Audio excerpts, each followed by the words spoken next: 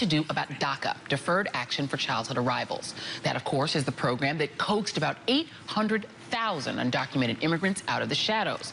People who were brought to the United States as children, many of whom have never known any other home.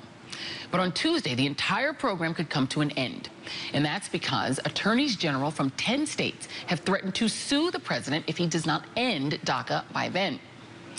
But you know, guys, presidenting is hard, and poor Donald Trump is apparently having a really tough time making his decision. At least that's what anonymous White House aides would like us to believe. Here's the headline from Politico yesterday. Quote, Trump at war with himself over dreamers. Administration officials say he's conflicted between his instinct to be tough on immigration and his personal feelings. Well, at least we know who's the real victim here. But according to a couple of reports from Fox News and from McClatchy, Trump has apparently already decided to end DACA as early as tomorrow. Those spinning for the Trump White House would like you to know that he's not so heartless that he's going to throw out all these young people right away. They'll reportedly get to stay in the United States and keep working until their work permits run out. And then, well, they're on their own. Joining us now is Jose Antonio Vargas, a Pulitzer Prize-winning journalist who's also an undocumented immigrant himself, and we should mention who is not eligible for the DACA program when it began 5 years ago this month. He's also the CEO of an organization called Define American. Jose Antonio Vargas, my friend. Again, what's really at stake here is how do we define American in this country? That's what's at stake. Yeah. I mean, our moral conscience is at stake, and the president, look, I would like to believe that his heart, that he really is thinking through this. He's really thinking through the fact that, you know, if DACA gets taken away, my friend Brittany Packnett at Teach for America told me that 10,000 students in about a dozen states in this country would lose their teachers. Yeah, because undocumented teachers, right?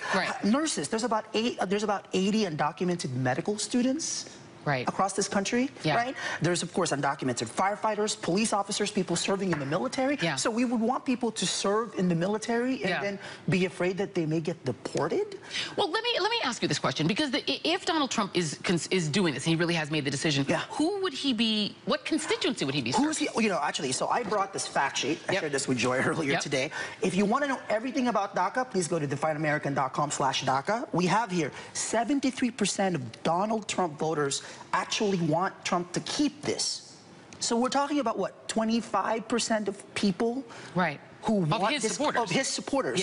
And what is his percent? What is the He's about down to about a third, maybe, of the electorate, of the adult electorate. So who is the president really serving by this? And look, I could talk to you about the fact that $1.2 billion in revenue would be gone because these undocumented DACA recipients are working. What, 95% of them are working in school. 54% of them, according to a study, bought their first car. Yeah.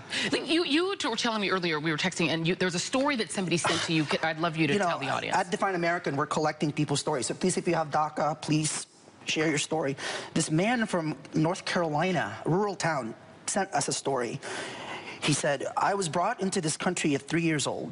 Despite the mental struggle of being undocumented, I was able to work my way through a private college without a single loan or government grant to study 4 years of mathematics. I earned private scholarships and work overnight jobs from 5 p.m. to 5 a.m. to pay for my tuition. Today, with DACA, I work in the fraud department for a bank, preventing Americans' money from being stolen through financial crimes. Wow. The lack of a document should not define me. And look, Joy, there's so many DACA people right now who are so worried and anxious. They're all over my Twitter feed. I think we have to know that we are more than pieces of papers and more than laws.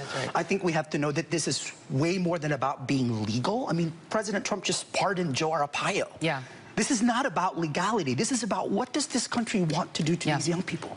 And let's not forget that the president is married to an immigrant, which is the ultimate irony. Jose Antonio Vargas, journalist, CEO of Define American. Everybody, please go to Jose is Writing on Twitter and send your stories to him. We're going to talk more about this weekend. Thank you. Thank you, Joy. Appreciate it. All right, we'll be right back.